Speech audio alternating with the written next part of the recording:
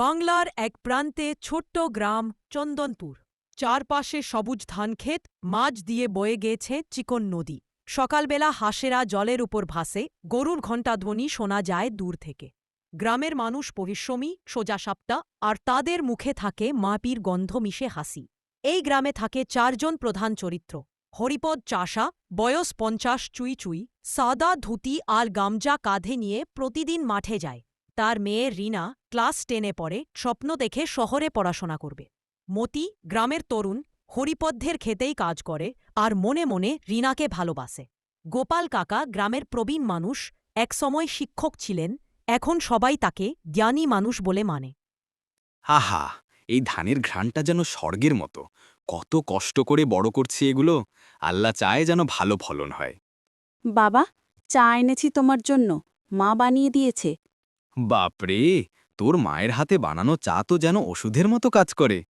কাকা, কাল রাতে অনেক বৃষ্টি হয়েছে, নিচের দিকে জমিটা কাদা হয়ে গেছে, একটু দেখে আসবেন?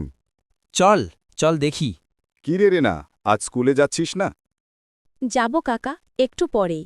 আজ একটা রচনা লিখতে হবে, আমাদের গ্রাম। ভাবছি কি লিখব।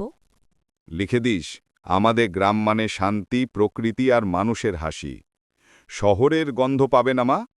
রিনা। সূর্য পশ্চিমে হেলেছে, মাঠ থেকে সবাই ফিরছে। হরিপদ ক্লান্ত কিন্তু খুশি। এই বছর যদি ফলন ভালো হয়, রিনাকে শহরে পড়াতে পাঠাবো। কাকা, রিনা আপাকে শহরে পাঠাবেন? হ্যাঁ রে, মেয়েটা বুদ্ধিমতী, পড়াশোনায় মন আছে।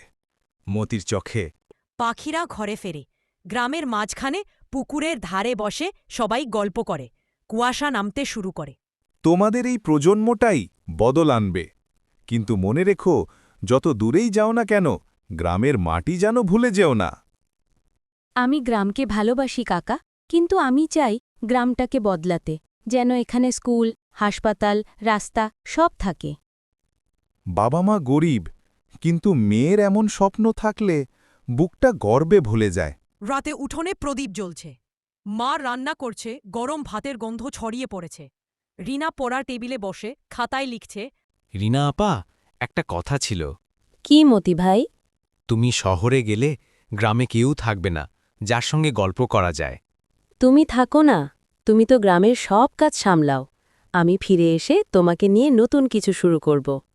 সত্যি? সত্যি, আমাদের গ্রামকে সুন্দর বানাতে চাই একসাথে। তুমি যেমন বলো তেমনই হবে। হরিপদ মাঠে যাচ্ছে আর রিনা তার ব্যাগ কাঁধে নিয়ে স্কুলের দিকে হাঁটছে। গোপাল কাকা রাস্তার পাশে দাঁড়িয়ে আশীর্বাদ করেন। বাহ, মন দিয়ে পড়, এই গ্রামের ভবিষ্যৎ তুই। 2 পর চন্দনপুরে নতুন স্কুল তৈরি হয়েছে। ইটের দেওয়ালে বড় হরফে লেখা, চন্দনপুর উচ্চ বিদ্যালয়, প্রতিষ্ঠাতা রিনা হরিপদ দাস। গ্রামের আপা, কথা রেখেছ। আমি কথা রেখেছি, কিন্তু আসলে এই গ্রামের প্রত্যেকেই স্বপ্ন দেখেছে। আমরা সবাই মিলে বদলেছি আমাদের মাটি।